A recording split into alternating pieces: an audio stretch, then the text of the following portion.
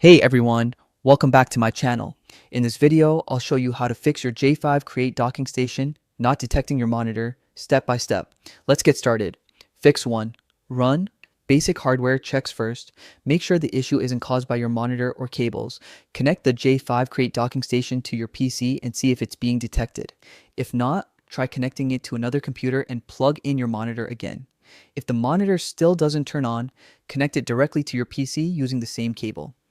If it works, your cable and monitor are fine, so the issue may be with the docking station. You can also try using a different cable or port on the dock to check if one port is faulty. Fix 2. Reinstall the docking station. Sometimes removing the docking station without safely ejecting it can cause configuration issues. To reinstall it, press Windows plus R. Type dvmgmt.msc and hit enter to open the device manager. Find your docking station under USB controller devices, right-click it, and choose Uninstall device. After uninstalling, disconnect it from your PC and wait about 15 minutes. Then reconnect it, and Windows will automatically reinstall the necessary drivers.